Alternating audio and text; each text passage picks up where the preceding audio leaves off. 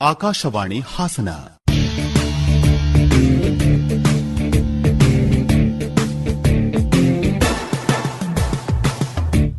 ಎಂಸಿಇ ತಂತ್ರಸುಧಾ.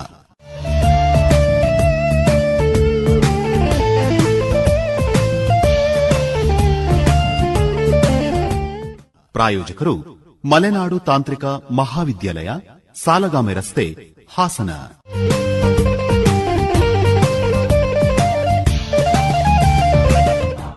ಹಾಸನದ ಮಲೆನಾಡು ತಾಂತ್ರಿಕ ಮಹಾವಿದ್ಯಾಲಯ ಕಳೆದ 65 ವರ್ಷಗಳಿಂದ ಉತ್ಕೃಷ್ಟ ಗುಣಮಟ್ಟದ ಇಂಜಿನಿಯರಿಂಗ್ ಶಿಕ್ಷಣ ನೀಡುತ್ತಿದೆ.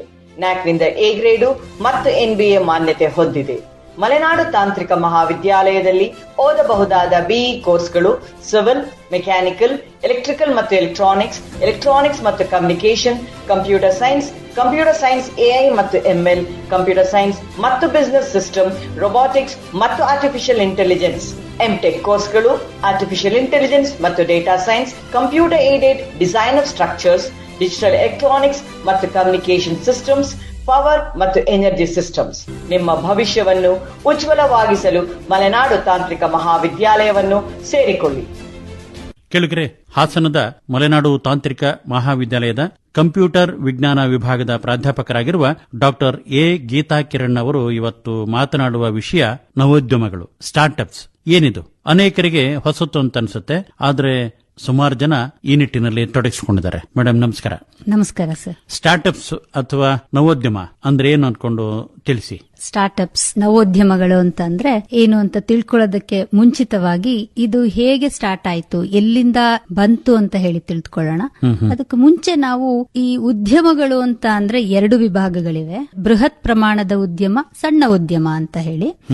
ಬೃಹತ್ ಪ್ರಮಾಣದ ಉದ್ಯಮ ಅಂದ್ರೆ ಇಲ್ಲಿ ದೊಡ್ಡ ಬಂಡವಾಳ, ಭಾರಿ ಪ್ರಮಾಣದ ಉತ್ಪನ್ನಗಳ ತಯಾರಿಕೆ, ಸಹಸ್ರಾರು ಕಾರ್ಮಿಕರ ಕೆಲಸ, ಇದು ಬೃಹತ್ ಪ್ರಮಾಣದ ಉದ್ಯಮ. ಇಲ್ಲಿ ಹೆಚ್ಚು ಪರಿವರ್ತನೆಗಳಿಗೆ, ಪ್ರಯೋಗಗಳಿಗೆ ಒತ್ತು ಕೊಡುವುದಿಲ್ಲ. ಇದರ ಉದ್ದೇಶ ಮಾಡುತ್ತಿರುವುದನ್ನು ಅಧಿಕವಾಗಿ ಸರಿಯಾಗಿ ಮಾಡಿದರೆ ಸಾಕು. ಅಂದ್ರೆ ನಿತ್ಯ ಉಪಯೋಗಿಸುವಂತ ವಸ್ತುಗಳು, ವಾಹನಗಳಿರ್ಬೋದು, ಅದ್ರ ಪಾರ್ಟ್ಸ್ ಗಳಿರ್ಬೋದು, ಆ ತರ ಒಂದು ಉದ್ಯಮಕ್ಕೆ ಬೃಹತ್ ಪ್ರಮಾಣದ ಉದ್ಯಮ ಅಂತ ಹೇಳ್ತೀವಿ. ಇನ್ನು ಸಣ್ಣ ಉದ್ಯಮಗಳು ಅಂತ ಅಂದ್ರೆ ಇಲ್ಲಿ ರಸ್ತೆ ಬದಿ ಕಾಫಿ ಚಿಕ್ಕ ಅಂಗಡಿಗಳು ನೋಡಿರ್ತೀವಿ, ದಿನಸಿ ಅಂಗಡಿ ನೋಡಿರ್ತೀವಿ, ಬೇಕರಿ ನೋಡಿರ್ತೀವಿ. ಇವೆಲ್ಲ ಯಾವುದೇ ಹೊಸತನಕ್ಕೆ ಆದ್ಯತೆ ಇಲ್ಲ ಇಲ್ಲಿ. ಬಹುತೇಕ ಇವುಗಳು ಮಾಲೀಕ ತಾನು ನಿಂತು ನಡೆಸುವ ಉದ್ಯಮಗಳು. ಇಲ್ಲಿ ಇದು ಬೃಹತ್ ಪ್ರಮಾಣ ಸಣ್ಣ ಉದ್ಯಮ. ಅದೇ ಸ್ಟಾರ್ಟ್ಅಪ್ ನವೋದ್ಯಮಗಳು ಅಂದ್ರೆ ನಮ್ಮ ಸೀನಿಯರ್ ಒಬ್ರು ಸತ್ಯೇಶ್ ಅಂತ ಇದ್ದಾರೆ, ಅವರು ಅದನ್ನ ತುಂಬಾ ಚೆನ್ನಾಗಿ ಡಿಫೈನ್ ಮಾಡ್ತಾರೆ. ಅವ್ರು ಹೇಳೋದು, ಸಣ್ಣದೊಂದು ಹಗಲುಗನಸಿನಿಂದ ಶುರುವಾಗಿ ಸ್ವಪ್ರಯತ್ನದಿಂದ ದಿನದಿಂದ ದಿನಕ್ಕೆ ದಿನರಾತ್ರಿಗಳನ್ನೆಲ್ಲ ಬೆಚ್ಚಗೆ ಇಡುವ ಕನಸಾಗಿ ಒಂದು ದಿನ ನನಸಾಗಿಯೂ ಕೈಗೂಡುವ ಆ ಒಂದು ಸುಂದರ ಪಯಣವೇ ಸ್ಟಾರ್ಟ್ಅಪ್ ಕಂಪನಿಯೊಂದರ ಜೀವಾಳ ಅಂತ ಹೇಳ್ತಾರೆ. ಅವರು ತುಂಬಾ ಒಳ್ಳೆ ಬರಹಗಾರರು, ಅದನ್ನ ಹೇಳ್ಬೇಕು ಅಂತ ಅನ್ಕೊಂಡೆ. ಉದ್ಯಮಗಳಿದ್ರಲ್ಲಿ ಇಲ್ಲಿ ಏನಪ್ಪಾ ಅಂದ್ರೆ ನವೋದ್ಯಮಗಳಲ್ಲಿ ಮುಖ್ಯವಾಗಿ ಟೀಮ್ ವರ್ಕ್. ಎಲ್ಲ ಲೈಕ್ ಮೈಂಡೆಡ್ ಜನ ಸೇರಿ ಇದುವರೆಗೂ ಯಾರೂ ಬಗೆಹರಿಸದ ಒಂದು ಸಮಸ್ಯೆಗೆ ಉತ್ತರವನ್ನು ಒದಗಿಸುವ ಪ್ರಯತ್ನ ಇವ್ರದ್ದು. ಈ ಪ್ರಾಬ್ಲಮ್ಗೆ ಆಲ್ರೆಡಿ ಸೊಲ್ಯೂಷನ್ ಇದ್ರೆ ಆ ಪರಿಹಾರಕ್ಕಿಂತ ಇನ್ನೊಂದು ಹೊಸತು, ಅದಕ್ಕಿಂತ ಇನ್ನೂ ಪರಿಣಾಮಕಾರಿಯಾದದ್ದು. ಅಂದ್ರೆ ಇನ್ನೂ ಪರಿಣಾಮಕಾರಿಯಾದದ್ದು ಅಂದ್ರೆ ಅದು ಹಣದ ರೀತಿಯಲ್ಲಾಗಿರ್ಬೋದು, ಸಮಯದ ರೀತಿಯಾಗಿರ್ಬೋದು, ಗ್ರಾಹಕರಿಗೆ ಸ್ಯಾಟಿಸ್ಫೈ ಮಾಡೋ ರೀತಿನಲ್ಲಾಗಿರ್ಬೋದು. ಹೀಗೆ ಪ್ರತಿಯೊಂದು ಹಂತದಲ್ಲೂ ಹೊಸತನ್ನು ಆವಿಷ್ಕರಿಸುವೆಡೆ ಇವರು ಪ್ರಯೋಗಗಳನ್ನ ಮಾಡ್ತಾ ಇರ್ತಾರೆ. ಅಂದ್ರೆ ಇಲ್ಲಿ ರಿಸರ್ಚ್ ಮೈಂಡ್ ಸೆಟ್ ಇರಬೇಕು. ಪ್ರತಿದಿನ ಹೊಸ ಐಡಿಯಾ, ಅದಕ್ಕೆ ಪರಿಹಾರ, ಏನಾದ್ರೂ ಒಂದು ಬೆಳವಣಿಗೆ ಹೊಸತಲ್ಲಿ ಇನೋವೇಟಿವ್ ಆಗಿ ಆಗಬೇಕು ಅಂತ ಯೋಚನೆ ಇಲ್ಲಿರುತ್ತೆ. ಇಲ್ಲಿ ಯಾವಾಗ್ಲೂ ಒಂದು ಪ್ರಾಪರ್ ಪ್ಲಾನ್ ಇರಬೇಕು, ಪ್ರಾಪರ್ ಟೀಮ್ ಇರಬೇಕು, ಪ್ರಾಪರ್ ಟೈಮಿಂಗ್ ಇರಬೇಕು. ಮುಖ್ಯವಾಗಿ ಪರಿಶ್ರಮ, ಪರ್ಸಿವರೆನ್ಸ್ ಅಂತ ಏನ್ ಹೇಳ್ತೀವಿ, ಬಿಡದೆ ನಿತ್ಯವಾಗಿ ಮಾಡ್ತಾ ಬರೋ ಅಂತದ್ದು ಇಲ್ಲಿ ಆಗ್ಬೇಕಾಗಿದೆ ಸ್ಟಾರ್ಟ್ಅಪ್ಸ್ ಅಲ್ಲಿ. ಒಂದು ಉದಾಹರಣೆ ಹೇಳ್ಬೇಕು ಅಂದ್ರೆ ನಿಮ್ಗೆಲ್ಲ ಗೊತ್ತಿರಂಗೆ ಜೆಫ್ ಬೆಜಾಸ್ ಅಂತ ಇದ್ದಾರೆ. ಸೊ ಅವರು 1994ರಲ್ಲಿ ಅವ್ರ ಮನೆ ಗ್ಯಾರೇಜ್ ಅಲ್ಲೇ ಒಂದು ಉದ್ಯಮ ಶುರು ಮಾಡ್ತಾರೆ. ಆಗೆಲ್ಲ ನಿಮಗೆ ಗೊತ್ತಿರಾಗೆ ಜನ ತುಂಬಾ ಪುಸ್ತಕ ಓದ್ತಾ ಇದ್ರು. ಸೊ ಪುಸ್ತಕ ಓದುದು ಹೌದು, ಇದು ಬೇಗ ರೀಚ್ ಆಗ್ಬೇಕು, ಅವ್ರ ಹತ್ರ ಬಂದ್ ಸೇರ್ಬೇಕು. ಹೇಗೆ ಮಾಡೋದು? ಒಂದ್ ಪುಸ್ತಕ ಓದಾಯ್ತು, ಕೆಲವು ತುಂಬಾ ಗೀಳಿರುತ್ತೆ, ಮತ್ತೆ ಇನ್ನೊಂದು ಓದ್ಬೇಕು ಅಂತ ಅದಕ್ಕೊಂದು ಸೊಲ್ಯೂಷನ್ ಹುಡುಕ್ತಾ ಇರ್ತಾರೆ. ಆಗ ಅವ್ರ ತಲೆಗೆ ಬಂದದ್ದು ಅಂತರ್ಜಾಲ ವಾಣಿಜ್ಯವ. ಅದು ಇ ಕಾಮರ್ಸ್ ಅಂತ ನಾವೇನ್ ಕರಿತೀವಿ. ಅದು ಈಗ ಪುಸ್ತಕವನ್ನ ಕೊಂಡ್ಕೊಳ್ಳಕ್ಕೆ ಅವರು ಇಂಟರ್ನೆಟ್ ಯೂಸ್ ಮಾಡಿದ್ರು. ಪುಸ್ತಕಗಳು ಮನೆ ಬಾಗಿಲಿಗೆ ಬರಕ್ಕೆ ಶುರುವಾಯ್ತು. ಇದು ಯಾವ್ದು ಹೇಳ್ತಿದ್ದೀನಿ ಕಂಪನಿ ಅಂತ ನಿಮ್ಗೆ ಇಷ್ಟೊತ್ತಿಗೆ ಗೊತ್ತಾಗಿರ್ಬೋದು, ಅಮೆಜಾನ್ ಕಂಪನಿ. ಹೊಸತನ್ನು ಪ್ರತಿದಿನ ಹುಡುಕ್ತಾ ಇರ್ತಾರೆ ಅಂತ ನಾನು ಹೇಳಿದೆ. ಹಾಗೆ ಇವರು ಪುಸ್ತಕಕ್ಕೆ ನಿಲ್ಲಿಸ್ಲಿಲ್ಲ. ಈಗ ಅಮೆಜಾನ್ ಯೂಸ್ ಮಾಡ್ಕೊಂಡು ನಾವು ಪ್ರತಿಯೊಂದು ಚಿಕ್ಕ ಚಿಕ್ಕ ವಸ್ತುಗಳನ್ನು ಮನೆ ಬಾಗಿಲಿಗೆ ತರಿಸ್ಕೊಳ್ತಾ ಇದೀವಿ. ಹೀಗೆ ಇವರು ಒಂದು ಸಮಸ್ಯೆಗೆ ಉತ್ತರವನ್ನ ಹುಡುಕ್ತಾ ಇರ್ತಾರೆ. ಅಂದ್ರೆ ಇಲ್ಲಿ ನೋಡಿ, ಅವ್ರಿಗೆ ಸುಮ್ನೆ ಬಂದಂತ ಒಂದು ಐಡಿಯಾ ಅಲ್ಲೇ ಒಂದು ಸ್ಟಾರ್ಟ್ಅಪ್ ಉಟ್ಕೊಳ್ತು. ಈ ಐಡಿಯಾ ಏನಪ್ಪಾ ಅಂದ್ರೆ ಜನರನ್ನ ಸ್ಪಂದಿಸಿದೆ. ಜನರ ಸಮಸ್ಯೆಗೆ ಅದು ಉತ್ತರ ಆಯ್ತು. ನನ್ಗೆ ಹೋಗಬೇಕು, ತರಬೇಕು, ನಂಗೆ ಅದಕ್ಕೆ ಟೈಮ್ ಇಲ್ಲ, ನಾನು ಅಲ್ಲಿ ಹೋದಾಗ ಪುಸ್ತಕಗಳನ್ನ ರ್ಯಾಕ್ಸ್ ಅಲ್ಲಿ ಹುಡುಕ್ಬೇಕು, ನಂಗೆ ಆ ಒಂದು ಅಟೆನ್ಷನ್ ಇಲ್ಲ ಮಾಡ್ಬೇಕು ಅನ್ನೋದು. ಇಲ್ಲೇ ಕೂತ್ಕೊಳ್ತೀನಿ, ಸ್ಕ್ರೀನ್ ಅಲ್ಲಿ ನೋಡ್ತೀನಿ, ಸ್ಕ್ರಾಲ್ ಮಾಡ್ತೀನಿ, ಈ ಬುಕ್ ಬೇಕು ಅಂತ ನಾನು ಆರ್ಡರ್ ಮಾಡ್ತೀನಿ. ಅಮೆಜಾನ್ ಈಗ ಎಷ್ಟು ಮಟ್ಟಿಗೆ ಬೆಳೆದಿದೆ ಅಂದ್ರೆ ಯಾವ ವಸ್ತು ಬೇಕಾದ್ರೂ ನಾನು ಅದಲ್ಲಿ ತಗೊಳ್ತೀನಿ. ಇಷ್ಟು ಸಾಕು ಅನ್ಸುತ್ತೆ ಸ್ಟಾರ್ಟ್ಅಪ್ಸ್ ಇದ್ರ ಬಗ್ಗೆ. ಅಂದ್ರೆ ಬೇರೆ ಬೇರೆ ಕ್ಷೇತ್ರಗಳಲ್ಲೂ ಇವತ್ತು ನವೋದ್ಯಮಗಳು ಕಾಲಿಟ್ಟಿದಾವೆ. ಆ ರೀತಿಯ ಆಲೋಚನೆಗಳು ನಮ್ಮ ಜನರಲ್ಲಿದೆ ಅಲ್ವಾ? ಹೌದು ಹೌದು. ನಾನು ಆಗ ಹೇಳಿದಾಗೆ ಇದೇನ್ ರಾಕೆಟ್ ಸೈನ್ಸೇ ಆಗ್ಬೇಕಂತಿಲ್ಲ. ಅದು ಹೊಸತು ಸಮಸ್ಯೆಗೆ ಪರಿಹಾರ ಆಗಿರ್ಬೇಕು ಅಷ್ಟೇ. ದೊಡ್ಡದೇನೋ ನಾನು ರಾಕೆಟ್ ಸೈನ್ಸ್ ಕಂಡಿಡಿದೆ ಹಂಗಾಗೆ ನಾನು ಸ್ಟಾರ್ಟ್ಅಪ್ ಆಯ್ತು ಅಂತ ಏನಿಲ್ಲ. ಜನರಿಗೆ ಯಾವುದೋ ಒಂದು ಕಷ್ಟಕ್ಕೆ ನಾನೊಂದು ಪರಿಹಾರ ಹುಡುಕೊಟ್ರೆ ಆಯ್ತು. ಹೌದು, ಸಣ್ಣ ಸಣ್ಣ ವಿಷಯಕ್ಕೂ ಹೌದು ಅದು ಬಹಳ ಚೆನ್ನಾಗಿ ಪರಿಹಾರವನ್ನ ಕಂಡು ಹಿಡಿದು ಆ ಮೂಲಕ ಗಳಿಕೆಯನ್ನು ಮಾಡುವ ವ್ಯವಸ್ಥೆ ರೂಪುಗೊಳ್ತಾ ಇದೆ ಅಲ್ವಾ? ಹೌದು. ಈ ಒಂದು ನಿಟ್ಟಿನಲ್ಲಿ ನಮ್ಮ ಸರ್ಕಾರ ಹೇಗೆ ಕಾರ್ಯಪ್ರವೃತ್ತವಾಗಿದೆ ಮತ್ತೆ ಹೇಗೆ ಹೇಗೆ ಸಾಗಬೇಕಾಗಿದೆ ಅನ್ನೋದ್ರ ಬಗ್ಗೆ ಹೇಳ್ಬೋದಾ ನೋಡಿ? ಸರ್ಕಾರ ಅಂತೂ ಇದಕ್ಕೆ ತುಂಬಾನೇ ಸಹಾಯ ಮಾಡ್ತಾ ಇದೆ. ತುಂಬಾ ಯೋಜನೆಗಳಿದೆ. ಒಂದು ನಮ್ಮ government of Karnataka department of IT/BT ನಲ್ಲೇ ಸುಮಾರು ಯೋಜನೆಗಳಿದೆ. ಅವರು ನ್ಯೂ ಏಜ್ ಇನೋವೇಷನ್ ನೆಟ್ವರ್ಕ್ ಅಂತ ಒಂದು ಇಟ್ಕೊಂಡಿದ್ದಾರೆ. ಅಲ್ಲಿ ನಮ್ಮ ಸ್ಟೂಡೆಂಟ್ಸ್ ಗೆನೆ ಅವರು ಪ್ರಾಜೆಕ್ಟ್ಸ್ ಗೆ ಫಂಡ್ ಮಾಡ್ತಾರೆ. ಅದಕ್ಕೆ ನಾವು ನೋಡಿ ಪ್ರಪೋಸಲ್ ಬರಿಬೇಕು. ಮಕ್ಳಿಗೆ ಗೊತ್ತಿರಲ್ಲ ಅದು, ನಾವು ಬರ್ದು ಅದನ್ನ ಕಾಲೇಜಿಗೆ ಬರೋ ತರ ಮಾಡ್ಕೋಬೇಕು. ಸೊ ಹಾಗೆ ನಾವು ಮಾಡಿದೀವಿ. ಇಲ್ಲಿ 2018 ಬರ್ದಿದ್ವಿ. 2020 ಸ್ವಲ್ಪ ಕೋವಿಡ್ ಟೈಮ್ ಎಲ್ಲ ಇದಾಗಿ ನಮ್ಗೆ 20 ಫಂಡ್ಸ್ ಬಂತು. ಟೋಟಲ್ ಆಗಿ ಅವರು ಆಪರೇಷನಲ್ ಎಕ್ಸ್ಪೆನ್ಸಸ್ ಅಂತ ಅವಾಗ 10 ಲಕ್ಷ ಕೊಟ್ರು. ಅದು ಏನು ಒಂದು ಈವೆಂಟ್ಸ್ ಮಾಡ್ಲಿಕ್ಕೆ, ಇನೋವೇಷನ್ ಆಕ್ಟಿವಿಟೀಸ್ ಇರ್ಬೋದು, ಆಂಟ್ರಪ್ರಿನರಲ್ ಆಕ್ಟಿವಿಟೀಸ್ ಇರ್ಬೋದು, ಅದನ್ನ ಮಾಡ್ಲಿಕ್ಕೆ. ಜೊತೆಗೆ ಅವರು ಪರ್ ಪ್ರಾಜೆಕ್ಟ್ 3 ಲಕ್ಷ ಕೊಡ್ತೀವಿ ಅಂತ ಹೇಳಿದ್ರು. ಟೋಟಲ್ 10 ಪ್ರಾಜೆಕ್ಟ್ಸ್ ಗೆ ಕೊಡ್ತಾರೆ. ಹೀಗೆ 3 ಲಕ್ಷ. ನಾವು ಆ ಐಡಿಯಾನ ಸರಿಯಾದ ರೀತಿಯಲ್ಲಿ ಪಿಚ್ ಮಾಡಿ ಅಂದ್ರೆ ಪ್ರೆಸೆಂಟ್ ಮಾಡಿ ಅದನ್ನ ತಗೊಳ್ಳೋ ಅಷ್ಟು ಒಂದು ಪೊಟೆನ್ಶಿಯಲ್ ಇರಬೇಕು ನಮ್ಗೆ. ಎಲ್ಲಾ ವಿಶ್ವವಿದ್ಯಾಲಯಗಳಲ್ಲೂ ಈ ನಿಟ್ಟಿನ ಪ್ರಯತ್ನಗಳು ನಡೀತಾ ಇರುತ್ತೆ. ಗವರ್ಮೆಂಟ್ ಸೆಲೆಕ್ಟ್ ಮಾಡುತ್ತೆ ಪ್ರಾಜೆಕ್ಟ್ಸ್ ಯಾವುದು ಏನು ಅಂತ. ಅದು ನಿಜವಾಗ್ಲೂ ಅವ್ರು ಸೆಲೆಕ್ಟ್ ಮಾಡೋ ರೀತಿ ಅದು ಸೊಸೈಟಿಗೆ ಆಗುವಂತದ, ಕಮ್ಯುನಿಟಿಗೆ ರೀಚ್ ಆಗತ್ತಾ, ಹೆಚ್ಚು ಜನಕ್ಕೆ ರೀಚ್ ಆಗತ್ತಾ, ಆ ತರ ಪರಿಹಾರ ಇದೆಯಾ ಇವರ ಒಂದು ಪ್ರಾಜೆಕ್ಟ್ ಅಲ್ಲಿ ಅಂತ ನೋಡಿ ಸೆಲೆಕ್ಟ್ ಮಾಡ್ತಾರೆ. ಸೊ ಆ ರೀತಿ ನಮ್ಗೆ ನೇನ್ 1.0 ಅಂತ ಕರಿತೀವಿ ನಾವು, ನ್ಯೂ ಏಜ್ ಇನೋವೇಷನ್. ಅಲ್ಲೂ ಕೂಡ ನಮ್ಗೆ ಫಂಡ್ಸ್ ಬಂದಿತ್ತು. ಕೆಲಸ ಚೆನ್ನಾಗಾಗಿ ನಮ್ಗೆ ನೇನ್ 1.2 ಕೂಡ ಫಂಡ್ಸ್ ಬಂತು. ಈಗ ರೀಸೆಂಟ್ ಆಗಿ ನೇನ್ 2.0 ನಲ್ಲಿ 3 ವರ್ಷಕ್ಕೆ ನಮ್ಗೆ 1,86,00,000 ಸ್ಯಾಂಕ್ಷನ್ ಆಗಿದೆ. ಪ್ರತಿ ವರ್ಷ ಅವರು 12 ಲಕ್ಷ ನಮ್ಗೆ ಆಪರೇಷನಲ್ ಎಕ್ಸ್ಪೆನ್ಸಸ್ ಅಂತ ಕೊಡ್ತಾರೆ, 50 ಲಕ್ಷ ಪ್ರಾಜೆಕ್ಟ್ಸ್ ಕೊಡ್ತಾರೆ. ಈ 50 ಲಕ್ಷದಲ್ಲಿ 10 ಪ್ರಾಜೆಕ್ಟ್ ಗೆ ಅವರು ಫಂಡ್ ಮಾಡ್ತಾರೆ. 5 ಲಕ್ಷ ಪರ್ ಪ್ರಾಜೆಕ್ಟ್. ಈ ತರ ಸ್ಕೀಮ್ಸ್ ಇದೆ. ಜೊತೆಗೆ ಇನ್ನೊಂದು ನಾನು ಎಲ್ಲಾ ಜನಕ್ಕೆ ಹೇಳಲಿಕ್ಕೆ ಏನ್ ಇಷ್ಟಪಡ್ತೀವಿ ಅಂದ್ರೆ, ರಾಜೀವ್ ಗಾಂಧಿ ಆಂಟ್ರಪ್ರಿನರ್ಶಿಪ್ ಪ್ರೋಗ್ರಾಮ್ ಅಂತ ಇದೆ. ಇದು ಆಕ್ಚುಲಿ 10 ವರ್ಷದ ಹಿಂದೆ ಶುರುವಾಗಿದ್ದಂತೆ, ಬಟ್ ಈಗ ಮತ್ತೆ ಅದಕ್ಕೆ ಈಗ ಬಂದಿದ್ದ ಅಂತ ಮಿನಿಸ್ಟರ್ ಇದನ್ನ ಮಾಡಬೇಕು ಅಂತ ಮುತುವರ್ಜಿ ವಹಿಸಿ ಮಾಡ್ತಾ ಇದ್ದಾರೆ. ಅದು ಹೇಗಂದ್ರೆ ಏನ್ ಬರೀ ಟೆಕ್ನಿಕಲ್ ಆ ತರ ಐಡಿಯಾ ಅಂತ ಅಲ್ಲ, ಅಥವಾ ಇಂಜಿನಿಯರಿಂಗ್ ಕಾಲೇಜ್ ಸ್ಟೂಡೆಂಟ್ಸ್ಗೂ ಅಂತಾನೂ ಅಲ್ಲ. ಅದು ಯಾರು ಬೇಕಾರೋ ಹಾಕ್ಬೋದು. ಅವ್ರನ್ನ ಇನೋವೇಟರ್ಸ್ ಅಂತ ಕರೀತಾರೆ. ಅದು ಒಂದು ಒಳ್ಳೆ ಐಡಿಯಾ ಆಗಿರ್ಬೇಕು. ಅವ್ರಿಗೆ ಅವರು 3 ವರ್ಷ ಸಪೋರ್ಟ್ ಮಾಡ್ತಾರೆ. ಸೊ ಪ್ರತಿ ತಿಂಗಳು 25,000 ಕೊಟ್ಟು ಸ್ಟೈಫಂಡ್, ಅವರಿಗೊಬ್ರು ಮೆಂಟರ್ನ ಅಸೈನ್ ಮಾಡಿ ಫಂಡ್ ಮಾಡ್ತಾರೆ. ಸೊ ಇದನ್ನ ರಾಜೀವ್ ಗಾಂಧಿ ಆಂಟ್ರಪ್ರಿನರ್ಶಿಪ್ ಪ್ರೋಗ್ರಾಮ್ ಆದಷ್ಟು ಜನ ನಮ್ಮ ಡಿಸ್ಟ್ರಿಕ್ಟ್ ನಲ್ಲೂ ಉಪಯೋಗಿಸ್ಕೋಬೇಕು ಅಂತ ನಾನು ಇಷ್ಟಪಡ್ತೀನಿ. ಭಾರತ ಸರ್ಕಾರ ಮತ್ತು ರಾಜ್ಯ ಸರ್ಕಾರ ಎರಡೂ ಕಡೆಗೂ ಸ್ಟಾರ್ಟ್ಅಪ್ಸ್ ಗಳನ್ನ ಶುರು ಮಾಡಲಿಕ್ಕೆ, ಆ ನಿಟ್ಟಿನಲ್ಲಿ ಯುವಕರು ಪಾಲ್ಗೊಳ್ಳಿಕ್ಕೆ ಉತ್ತೇಜನವನ್ನು ನೀಡಲಾಗ್ತಾ ಇದೆ. ಹೌದು ಅಲ್ವಾ? ತುಂಬಾನೇ. ಗವರ್ಮೆಂಟ್ ಆಫ್ ಇಂಡಿಯಾ, ನೀವೀಗ ಗವರ್ಮೆಂಟ್ ಆಫ್ ಕರ್ನಾಟಕದ ಹೇಳಿದೆ, ಇಂಡಿಯಾದಲ್ಲೂ ಕೂಡ ತುಂಬಾನೇ ಸ್ಕೀಮ್ಸ್ ಇದೆ. ಈಗ ನಾವು ಮಾಡಿರೋ ಅಂತದ್ ಹೇಳಬೇಕು ಅಂತ ಅಂದ್ರೆ MHRD ಇನ್ಸ್ಟಿಟ್ಯೂಷನ್ ಇನೋವೇಷನ್ ಕೌನ್ಸಿಲ್ ಅಂತ ಇದೆ. ಸೊ ಇಲ್ಲಿ ಅವರು ಬರೀ ಫಂಡ್ ಮಾಡೋದು ಅಂತ ಅಲ್ಲ, ಯಾವ ರೀತಿ ನಾವು ಇನೋವೇಷನ್ ನ ಉದ್ಯಮಗಳನ್ನ, ನವೋದ್ಯಮಗಳನ್ನ ತರಬೇಕು ಅನ್ನೋದನ್ನ ಒಂದು ಗೈಡ್ ಲೈನ್ಸ್ ಕೊಟ್ಟು, ಪ್ರತಿ ವರ್ಷ ಈ ತರ ಆಕ್ಟಿವಿಟೀಸ್ ಮಾಡಿ ನೀವು ಅಂತ ಹೇಳಿ ನಮ್ಗೆ ಅವರು ತುಂಬಾ ಪ್ರೋತ್ಸಾಹಿಸ್ತಾರೆ. ಸೊ ಆ ರೀತಿ ನಾವು ಮಾಡ್ಕೊಳ್ತಾ ಹೋದಾಗ ಎಲ್ಲೋ ಒಂದು ಕಡೆ ಮತ್ತೆ ನಮ್ಗೇನೋ ಒಂದಾಗಿ ಒಂದು ಫಂಡಿಂಗ್ ಬಂದೇ ಬರುತ್ತೆ. ಇದು ನಾನು ಯಾಕೆ ಇಷ್ಟು ಕಾನ್ಫಿಡೆಂಟ್ ಆಗಿ ಹೇಳ್ತಿದ್ದೀನಿ ಅಂದ್ರೆ 2020ರಲ್ಲಿ ಈ ಪ್ರಪೋಸಲ್ ಸಬ್ಮಿಟ್ ಮಾಡಿದ್ದು, 21ರಲ್ಲಿ ನಾವು ಅವ್ರು ಹೇಳ್ದಾಗೆ ಮಾಡ್ತಾ ಹೋದ್ವಿ. ಅಲ್ಲೊಂದು ಸ್ಟಾರ್ ರೇಟಿಂಗ್ ಕೊಡ್ತಾರೆ, 3.5 ಸ್ಟಾರ್ಸ್ ಬಂತು ನಮ್ಗೆ 5 ಸ್ಟಾರ್ಸಿಗೆ. ಹಾಗೆ 22, 23, 24 ಪ್ರತಿ ವರ್ಷ ಅವ್ರು ಹೇಳ್ದಾಗೆ ಮಾಡ್ತಾ ಬಂದು ನಮಗೆ ಕಂಟಿನ್ಯೂಸ್ ಆಗಿ 4 ಸ್ಟಾರ್ಸ್ ಔಟ್ ಆಫ್ 5 ಸ್ಟಾರ್ಸ್ ಬಂತು. ಹೆಚ್ಚಿಗೆ ಸ್ಟಾರ್ಸ್ ಕೊಡೋದೇ 4 ಸ್ಟಾರ್ಸ್. ಸೊ ಅಲ್ಲಿಗೆ ನಿಂತಿದೆ. 5 ಸ್ಟಾರ್ಸ್ ಬರಬೇಕು ಅಂದ್ರೆ ಯೂನಿಕಾರ್ನ್ ಇರಬೇಕು ಅಂತಾರೆ. ಯೂನಿಕಾರ್ನ್ ಅಂತ ಅಂದ್ರೆ ನಂದು ಟರ್ನ್ ಓವರ್ $1 ಬಿಲಿಯನ್ ಇರಬೇಕು ಸ್ಟಾರ್ಟ್ಅಪ್. ನಮ್ಮ ಕಾಲೇಜಿನಲ್ಲಿ ಎಲ್ಲಿರ್ತೀವಿ ನಮ್ಮ ಒಂದು ಸ್ಟಾರ್ಟ್ಅಪ್ಸಿಗೆ ಅಷ್ಟಿರ್ಬೇಕು, ಆ ರೀತಿ ಹೇಳ್ತಾರೆ. ಸೊ ಹೀಗೆ ಮಾಡ್ತಾ ಬಂದಾಗ ಅವರು ಫಂಡ್ ಮಾಡ್ತಾ ಹೋಗ್ತಾರೆ. ನಮ್ನ ಮೆಂಟರ್ ಇನ್ಸ್ಟಿಟ್ಯೂಟ್ ಆಗಿ ಸೆಲೆಕ್ಟ್ ಮಾಡಿದ್ರು ಮಲ್ನಾಡ್ ಕಾಲೇಜ್ನ. ನಾವು 5 ಕಾಲೇಜ್ನ ಮೆಂಟರ್ ಮಾಡ್ತಾ ಇದೀವಿ. ಸೊ ಅದಕ್ಕೆ ಫಂಡ್ ಮಾಡ್ತಾರೆ.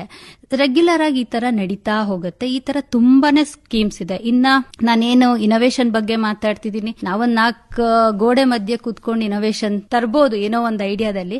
ಬಟ್ ತುಂಬಾ ಜನಕ್ಕೆ ರೀಚ್ ಆಗ್ಬೇಕು ನಾವು ಅಂತ ಅಂದ್ರೆ ಆ ಸ್ಥಳಕ್ಕೆ ಹೋಗ್ಬೇಕು, ಆ ಫೀಲ್ಡ್ ವಿಸಿಟ್ ಮಾಡ್ಬೇಕು, ಅವ್ರ ಹತ್ರ ಮಾತಾಡಿರ್ಬೇಕು, ಅವಾಗ ಗೊತ್ತಾಗುತ್ತೆ. ಆ ನಿಟ್ಟಿನಲ್ಲಿ ಯೋಚನೆ ಮಾಡಿ ನಾನು ಉನ್ನತ್ ಭಾರತ್ ಅಭಿಯಾನ ಒಂದು ಇದಕ್ಕೆ ಪ್ರಪೋಸಲ್ ಬರ್ದಿದ್ದೆ. ಅದನ್ನು ಎಲ್ಲಾ ವಿಶ್ವವಿದ್ಯಾನಿಲಯಗಳಲ್ಲೂ ಉಪಯೋಗಿಸ್ಕೋಬಹುದು. ಸೊ ಅಲ್ಲಿ ನಮ್ಗೆ ಹಳ್ಳಿಗಳನ್ನ ಕೊಡ್ತಾರೆ. ಸೊ ಹಳ್ಳಿಗಳಿಗೆ ಹೋಗಿ ಅಲ್ಲಿ ಜನನ ಸ್ಪಂದಿಸಿ ಅವ್ರಿಗೆ ನಿಜವಾಗ್ಲೂ ಏನಾಗ್ತಾ ಇದೆ ಕಷ್ಟ ಅದನ್ನ ತಿಳ್ಕೊಂಡು ಅದಕ್ಕೆ ಪರಿಹಾರ ಹುಡುಕ್ ಕೊಡ್ಬೋದು. ನಾವ್ ಇಂಜಿನಿಯರಿಂಗ್ ಕಾಲೇಜ್ ಅವರಾಗಿ ಏನೋ ಒಂದು ಟೆಕ್ನಾಲಜಿ ಟಚ್ ಕೊಡ್ಬೋದು, ಅದಕ್ಕೆ ಆ ಸೊಲ್ಯೂಷನ್ಸ್ ಕೊಡೋ ಅಂತದ್ದು. ಸೊ ಈ ತರ ತುಂಬಾ ಸ್ಕೀಮ್ಸ್ ಇದೆ.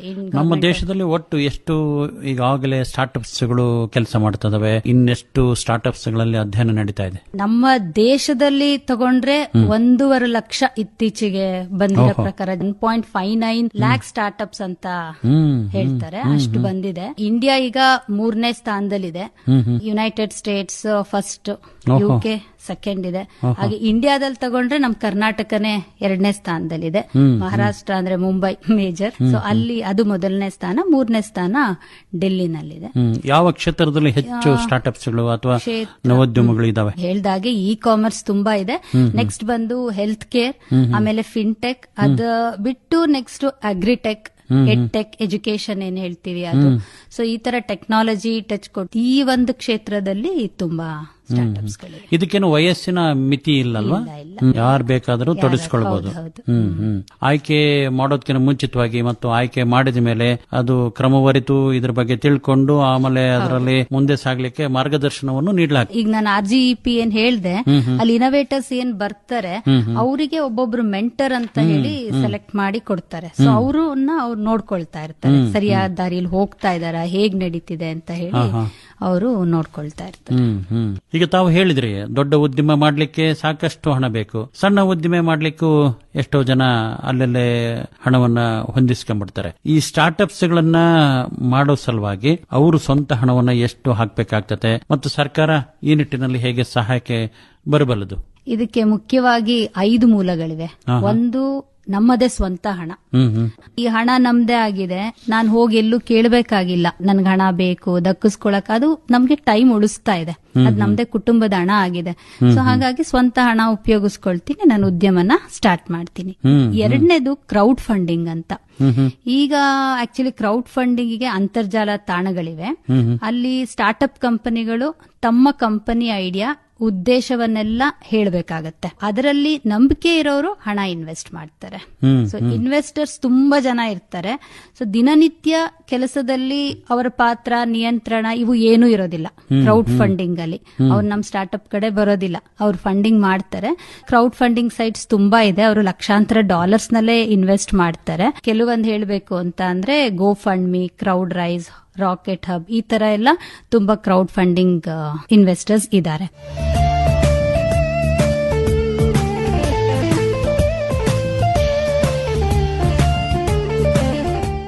ಕೇಳುಗರೆ, MCE ತಂತ್ರಸುಧಾ ಕಾರ್ಯಕ್ರಮವನ್ನ ಆಲಿಸಿದ್ರಿ.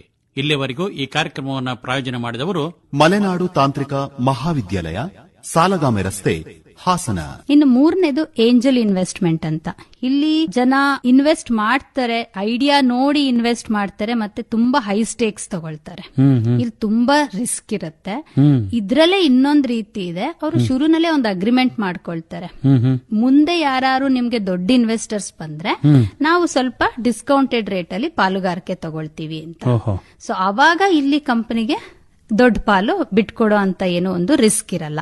ಬಟ್ ನೀವು ಫುಲ್ ಅವ್ರಿಗೆ ಕೊಟ್ರೆ ಏಂಜಲ್ ಇನ್ವೆಸ್ಟರ್ಸ್ಗೆ ಅವ್ರು ತುಂಬಾ ಸ್ಟೇಕ್ಸ್ ತಗೊಳ್ತಾರೆ. ಸೊ ಇದಕ್ಕೂ ಕೂಡ ತುಂಬಾ ಏಂಜಲ್ ಇನ್ವೆಸ್ಟರ್ಸ್ ವೆಬ್ಸೈಟ್ಸ್ ಇದೆ. Mumbai angels.com, angel.co, India investors, ಈ ರೀತಿ ಎಲ್ಲ. ಸೊ ಅಲ್ಲೂ ಕೂಡ ನಾವು ಮಾಹಿತಿ ತಗೋಬಹುದು.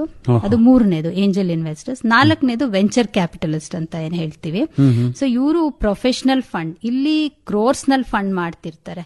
ಇನಿಷಿಯಲಿ ಇವರು ಶೇರ್ಸ್ ತಗೊಳ್ತಾರೆ, ತುಂಬಾ ಇನ್ವಾಲ್ವ್ ಆಗ್ತಾರೆ. ಆ ಐಡಿಯಾಗೆ ಅವ್ರು ಇನ್ವಾಲ್ವ್ ಆಗಿ ಯಾವ ಮಟ್ಟಕ್ಕೆ ಅಂದ್ರೆ ಮೆಂಟರ್ ಮಾಡ್ತಾ ಇರ್ತಾರೆ. ಆಮೇಲೆ ಬೋರ್ಡ್ ಆಫ್ ಡೈರೆಕ್ಟರ್ಸ್ ಅಲ್ಲಿ ನಾವೊಬ್ರು ಹಾಕ್ತಿವಿ ಅಂತ ಬರ್ತಾರೆ. ಪ್ರತಿಯೊಂದು ಡಿಸಿಷನ್ ತಗೊಳ್ತಾರೆ. ಹಣ ಗಳಿಕೆ ಬಗ್ಗೆ ಅವ್ರಿಗಲ್ದಲೇ ಬೇರೆ ಯಾರಿಗೂ ಹೆಚ್ಚಿನ ಸತ್ಯ ಗೊತ್ತಿರೋದೇ ಇಲ್ಲ. ಆ ರೀತಿ ಅವ್ರು ಅಷ್ಟು ಇನ್ವಾಲ್ವ್ ಆಗಿ ತಿಳ್ಕೊಂಡಿರ್ತಾರೆ. ಸೊ ಇದು ವೆಂಚರ್ ಕ್ಯಾಪಿಟಲಿಸ್ಟ್ ಕೆಲಸ. ಇದಕ್ಕೂ ಕೂಡ ತುಂಬಾ ವೆಬ್ಸೈಟ್ಸ್ ಇದೆ. kalari.com, axel.com, bloomventures.com ಅಂತ ಹೇಳಿ. ಸೊ ಇದು ನಾಲ್ಕನೇದು. ಐದನೇದು ಇನ್ಕ್ಯುಬೇಟರ್ ಮತ್ತೆ ಆಕ್ಸಿಲರೇಟರ್ ಫಂಡ್ಸ್ ಅಂತ. ಇನ್ಕ್ಯುಬೇಷನ್ ಫಂಡ್ ಅಂದ್ರೆ ಒಂದು ಸ್ಟಾರ್ಟ್ಅಪ್ ಎಂಬ ಮಗುವನ್ನು ನಡೆಯುವ ಹಂತಕ್ಕೆ ತಗೊಂಡ್ಕೊಂಡು ಹೋಗುವಂತದ್ದು. ಅದೇ ಆಕ್ಸಿಲರೇಟರ್ ಫಂಡ್ಸ್ ಅಂದ್ರೆ ಆ ಮಗುವನ್ನ ಜಿಗಿಯುವ ಹಂತಕ್ಕೆ ತೆಗೆದುಕೊಂಡು ಹೋಗುವಂತದ್ದು. ಸೊ ಹೀಗೆ ಇನ್ಕ್ಯುಬೇಟರ್ ಮತ್ತೆ ಸ್ಟಾರ್ಟ್ಅಪ್ ಫಂಡ್ಸ್, ಇದಕ್ಕೂ ಕೂಡ ತುಂಬಾ ವೆಬ್ಸೈಟ್ ಸಿಗುತ್ತೆ. ಸೊ ನಾವು ಅದನ್ನೆಲ್ಲ ಈ ರೀತಿ 5 ಮೂಲಗಳನ್ನ ಯೋಚನೆ ಮಾಡ್ಕೋಬಹುದು ಫಂಡಿಂಗಿಗೋಸ್ಕರ. ಮೇಡಮ್, ಈ ಸ್ಟಾರ್ಟ್ಅಪ್ಸ್ ಗಳನ್ನ ಶುರು ಮಾಡಿದ ಮೇಲೆ ಅದನ್ನ ಮುಂದೆ ತೆಗೆದುಕೊಂಡು ಹೋಗೋದು ಅಥವಾ ಬೇರೆಯವರಿಗೆ ವಹಿಸಿಕೊಡೋದು, ಇಲ್ಲವೇ ಕಷ್ಟ ಆಯ್ತು, ಸಮಸ್ಯೆ ಆಯ್ತು ಅಂತ ನಿಲ್ಲಿಸೋದು, ಈ ತರದ ಪರಿಸ್ಥಿತಿಗಳನ್ನು ನಾವು ನೋಡ್ತಾ ಇರ್ತೀವಲ್ವಾ? ಹೌದು. ಇದನ್ನ 3 ವಿಭಾಗವಾಗೇ ವಿಂಗಡಿಸಿದೀವಿ. ಸ್ಟಾರ್ಟ್ಅಪ್ಸ್ ಅಂತ ಅಂದ್ರೆ ಕೆಲವ್ರು ಇರ್ತಾರೆ, ಅವ್ರಿಗೆ ಕಂಪ್ಲೀಟ್ ರಿಸರ್ಚ್ ಮೈಂಡ್ ಸೆಟ್. ಅವ್ರು ಬರೀ ಫೋಕಸ್ ಮಾಡದೆ ರಿಸರ್ಚ್ ಮೇಲೆ. ಉತ್ಪನ್ನವನ್ನ ಅವರು ಕಟ್ಟುತ್ತಾರೆ, ಆದ್ರೆ ಅವ್ರಿಗೆ ಅದನ್ನ ಬೆಳೆಸ್ಕೊಂಡು ಹೋಗಕ್ ಬರಲ್ಲ. ಅದನ್ನ ಅವರು ಇನ್ನೊಬ್ರಿಗೆ ಮಾರ್ಬಿಡ್ತಾರೆ. ಇನ್ನೊಂದು ರೀತಿಯದು ಅಂದ್ರೆ ಆ ಉತ್ಪನ್ನವನ್ನ ಕಟ್ಟುತ್ತಾರೆ, ಒಂದಷ್ಟು ಗ್ರಾಹಕರಿಗೆ ಮಾರ್ತಾರೆ, ಆದಾಯನೂ ತೆಗೆದುಕೊಳ್ತಾರೆ ಅವ್ರ ಕಂಪನಿಗೆ. ಆ ಒಂದಷ್ಟು ದಿನ ಆದ್ಮೇಲೆ ಅದನ್ನ ಇನ್ನೊಬ್ರಿಗೆ ಮಾರ್ಬಿಡ್ತಾರೆ. ಅದು ಒಂದು ರೀತಿದು. ಇನ್ನು ಮೂರನೇದು, ಇದು ಉತ್ಪನ್ನವೊಂದನ್ನ ಕಟ್ಟಿ ಅದರ ಬಳಕೆದಾರರಿಗೆ ಮಾರಿ ತಮ್ಮದೇ ಒಂದು ಸಾಮ್ರಾಜ್ಯವನ್ನೇ ಕಟ್ಟಿ ಬೆಳೆದುಕೊಳ್ತಾರೆ. ಈ ರೀತಿ ನಾವು ವಿಂಗಡಿಸಬಹುದು. ಮೇನ್ ಆಗಿ ಸ್ಟಾರ್ಟ್ಅಪ್ಸ್ ಅಲ್ಲಿ ಹೇಳ್ಬೇಕು ಅಂದ್ರೆ ಬೇರೆ ಕಡೆ ಕೆಲಸ ಮಾಡೋದಕ್ಕಿಂತ ಇಲ್ಲಿ ನೌಕರರ ಬಗ್ಗೆ ಅವ್ರಿಗೆ ಅತೀವ ಕಾಳಜಿ ಇರುತ್ತೆ. ಒಂದು ಫ್ಯಾಮಿಲಿ ತರ ಬಿಟ್ಕೊಡೋದಿಲ್ಲ. ಏನಾಗ್ತಿದೆ ಏನು ನೋಡ್ಕೊಳ್ತಾ ಇರ್ತಾರೆ, ಎಲ್ಲಾ ಅಗತ್ಯನ ಪೂರೈಸ್ತಾ ಇರ್ತಾರೆ. ಯಾವಾಗ್ಲೂ ಇದನ್ನ ನಾನು ಹೇಳ್ತಿರ್ತೀನಿ. ಅಮೆಜಾನ್ ಕಂಪನಿ ಮುಖ್ಯಸ್ಥರು ಜೆಫ್ ಬೆಂಜಾಸ್ ಅಂತ ಏನ್ ಹೇಳ್ತೀವಿ, ಇವರನ್ನ ನಿಮ್ಮ ಕಂಪನಿಯ ಸಂಸ್ಕೃತಿ ಏನು ಅಂತ ಒಂದು ಇಂಟರ್ವ್ಯೂ ನಲ್ಲಿ ಕೇಳಿದಾಗ ಅವರು ಕಸ್ಟಮರ್ ಅಬ್ಸೆಷನ್ ಅಂತಾರೆ. ಅಂದ್ರೆ ಎಲೆ ಮೀರಿದ ಪ್ರೀತಿ ಅಂತ ಅವ್ರಿಗೆ. ಅಷ್ಟು ಇದು ಒಂದು ಕಸ್ಟಮರ್ಗೆ ಏನಾರ ಆಯ್ತು ಅಂತ ಅಂದ್ರೆ ಅದಕ್ಕೆ ಸೊಲ್ಯೂಷನ್ ತಕ್ಷಣ ಕಂಡುಹಿಡಿಯಬೇಕು. ಒಂದು ಮೇಲ್ ಬಂದ್ರೆ ಕೂಡ ಯಾವ್ದೋ ಒಂದ್ ಕಂಪ್ನಿಗೋ ಎಲ್ಗೋ ಒಂದ್ ಮೇಲ್ ಹಾಕಿದ್ರೆ ಅದಕ್ಕೆ ರಿಪ್ಲೈ ಬರಕ್ ಎಷ್ಟು ದಿನ ಆಗತ್ತೆ, ನಮಗೂ ಗೊತ್ತು ನಿಮ್ಗೂ ಗೊತ್ತು. ಸೊ ಬಟ್ ಇವ್ರು ಆ ರೀತಿ ಅಲ್ಲ, ಒಂದ್ ಮೇಲ್ ಬಂದ್ ನೆಕ್ಸ್ಟ್ ಸೆಕೆಂಡ್ ಆ ಮೇಲ್ ಏನ್ ಪ್ರಾಬ್ಲಮ್, ಅದಕ್ಕೆ ಸೊಲ್ಯೂಷನ್ ಕಂಡುಹಿಡಿಬೇಕಾ, ಪ್ರತಿ ಒಂದು ಪರ್ಟಿಕ್ಯುಲರ್ ಸಬ್ಸೆಕ್ಷನ್ ಹೋಗೋ ತನಕ ಆ ಮೇಲ್ ನೋಡಿ ಅದಕ್ಕೆ ಸೊಲ್ಯೂಷನ್ ಕೊಟ್ಟು ಕಸ್ಟಮರ್ ನ ಸ್ಯಾಟಿಸ್ಫೈ ಮಾಡ್ತಾರೆ. ಸೊ ಅಷ್ಟು ಪ್ರೀತಿ ನಮಗೆ ಕಸ್ಟಮರ್ಸ್ ಮೇಲೆ ಅಂತ ಅವ್ರು ಹೇಳ್ತಾರೆ. ನಿಮ್ಮ ಕಾಲೇಜಿನಲ್ಲಿ ಎಷ್ಟು ಸ್ಟಾರ್ಟ್ಅಪ್ಸ್ ಗಳು ಈಗಾಗಲೇ ರೂಪ ತೆಗೆದುಕೊಂಡು ಈ ನಿಟ್ಟಿನಲ್ಲಿ ಏನು ಪ್ರಯತ್ನಗಳು ನಡೀತದೆ ಅನ್ನೋದ್ರ ಬಗ್ಗೆ ಹೇಳ್ಬೋದಾ ನೋಡಿ? ನಮ್ಮ ಕಾಲೇಜ್ನಲ್ಲಿ ನಾವು 2018ರಿಂದ ಈ ಪ್ರಯತ್ನನ ಶುರು ಮಾಡಿದ್ವಿ. ಮೀರೈಸ್ ಅಂತ ಒಂದು ಇನೋವೇಷನ್ ಸೆಂಟರ್ ಸ್ಟಾರ್ಟ್ ಮಾಡಿದ್ವಿ. ಮೀರೈಸ್ ಅಂದ್ರೆ full form Malnad enclave for research, innovation, incubation, startups and entrepreneurship ಅಂತ. ಇಷ್ಟೊತ್ತು ನಾನು ಹೇಳ್ತಾ ಇರೋ ಹಾಗೇನೆ ಏನೇ ಒಂದ್ ಮಾಡ್ಬೇಕಾದ್ರೆ ರಿಸರ್ಚ್ ಆಗಿರ್ಬೇಕು. ಆ ರಿಸರ್ಚ್ ಮಾಡಿದಾಗ ನಮ್ಗೆ ಒಂದು ಇನೋವೇಷನ್ ಐಡಿಯಾ ಬರುತ್ತೆ. ಸೊ ಆ ಐಡಿಯಾನ ಇನ್ಕ್ಯುಬೇಟ್ ಮಾಡಕ್ಕೆ ನಾವು ಸಹಾಯ ಮಾಡ್ತೀವಿ ಮಕ್ಕಳಿಗೆ. ಸೊ ಅದು ಸ್ಟಾರ್ಟ್ಅಪ್ಸ್ ಆಗಿ ರೂಪುಗೊಂಡು ಅವರು ಆಂಟ್ರಪ್ರಿನರ್ಸ್ ಆಗಬಹುದು ಅನ್ನೋ ಒಂದು ನಿಟ್ಟಿನಲ್ಲಿ ಈ ಟೈಟಲ್ ಬಂತು. ಸೊ ಈ ರೀತಿ ನಾವು ಇದರಲ್ಲಿ hackathons, ideathons, ideation, shark tank, tech talk, ಇವೆಲ್ಲ ಸ್ಟಾರ್ಟ್ಅಪ್ ಸ್ಟ್ರೀಟ್ ಎಲ್ಲ ಮಾಡ್ಕೊಳ್ತಾ ಬರ್ತಾ ಇದ್ವಿ. ಒಂದು 2022ರಲ್ಲಿ ನಮ್ಮ ಆಗಿನ ಚೇರ್ಮನ್ ಆಗಿದ್ದಂತ ಅಶೋಕ್ ಕಾರ್ನಳ್ಳಿ ಅವ್ರ ಹತ್ರ ನಾನು ಕೇಳ್ಕೊಂಡೆ, ಈ ತರ ಒಂದು ಸೆಕ್ಷನ್ 8 ಕಂಪನಿ ಮಾಡೋಣ. It's a non profit organisation. ಇದರಲ್ಲಿ ಬಂದ ಫಂಡ್ಸ್ ಅಲ್ಲಿ ನಾವು ಸ್ಟೂಡೆಂಟ್ಸ್ಗೆ, ಸ್ಟಾರ್ಟ್ಅಪ್ಸ್ಗೆ ಫಂಡ್ ಮಾಡಿ ಹೆಲ್ಪ್ ಮಾಡಬಹುದು. ನಮ್ಮ students rather than being job seekers, job creators ಆಗಬಹುದು ಅಂತ ಅವ್ರ ಹತ್ರ ಚರ್ಚೆ ಮಾಡಿದಾಗ ಅವರು ವಿತೌಟ್ ಸೇಯಿಂಗ್ ಎನಿಥಿಂಗ್ ಎಸ್ ಮಾಡಿ ಅಂತ ಹೇಳಿದ್ರು. ಇದು ಸೆಪ್ಟೆಂಬರ್ 2022ರಲ್ಲಿ ನಾವು ಇನ್ಕಾರ್ಪೊರೇಟ್ ಮಾಡ್ಕೊಂಡ್ವಿ. ಸೊ ಅದಾದ್ಮೇಲೆ ಇದರ ಅಂಡರ್ ನಾವು ತುಂಬಾ ಸ್ಟಾರ್ಟ್ಅಪ್ಸ್ ತರಬೇಕು ಅಂತ ಪ್ರಯತ್ನ ಪಡ್ತಾನೆ ಇದೀವಿ. ಚಿಕ್ಕದ್ ಬರ್ತಿದೆ, ಬಟ್ ತುಂಬಾ ಪ್ರಾಫಿಟ್ ಇರ್ಲಿಲ್ಲ. ಬಟ್ ಯಾವುದೇ ಕೆಲಸ ಆಗ್ಬೇಕಾದ್ರೆ ಇಷ್ಟೆಲ್ಲ ಗೊತ್ತಿದೆ, ಪ್ರಯತ್ನ ತುಂಬಾ ಬೇಕು, ವರ್ಷಗಳು ತೆಗೆದುಕೊಳ್ಳುತ್ತೆ. ಸೊ ನಾನು ಕೂಡ 2022ರಲ್ಲಿ ಅದರ ಒಂದು ಸ್ಟಾರ್ಟ್ಅಪ್ ನ ರಿಜಿಸ್ಟರ್ ಮಾಡಿ, ಈಗ ಎಲ್ಲಾರು ಒಂದ್ ಕಡೆ ಪಿಚ್ ಮಾಡ್ಬೇಕು ಅಂದ್ರೆ ನಮ್ ಸ್ಟಾರ್ಟ್ಅಪ್ ಇದೆಯಾ ಅಂತ ಕೇಳ್ತಾರೆ. ಸೊ ಹಂಗಾಗಿ ಅದೆಲ್ಲ ರಿಜಿಸ್ಟರ್ ಮಾಡಿ ಇಟ್ಕೊಂಡು ಎಲ್ಲಾ ಕಡೆ ಪ್ರಯತ್ನ ಪಟ್ಟು ಈಗ ರೀಸೆಂಟ್ ಆಗಿ ಎಲಿವೇಟ್ ಅಂತ ಒಂದ್ ಸ್ಕೀಮ್ ಇದೆ. ಹೋದ ವರ್ಷ ಅದಕ್ಕೆ ಹಾಕಿ ಅದು 4 ಸ್ಟೆಪ್ಸ್ ಇರುತ್ತೆ.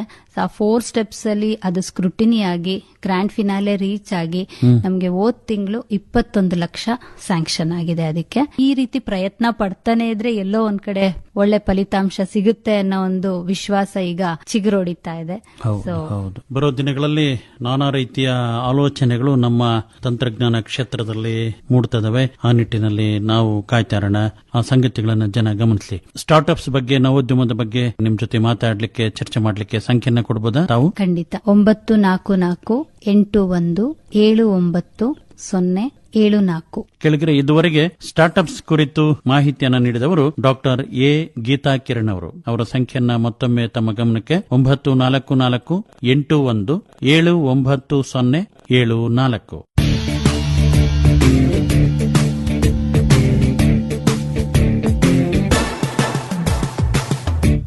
ಇದುವರೆಗೆ ತಂತ್ರಸುಧಾ ಬಿತ್ತರವಾಯಿತು.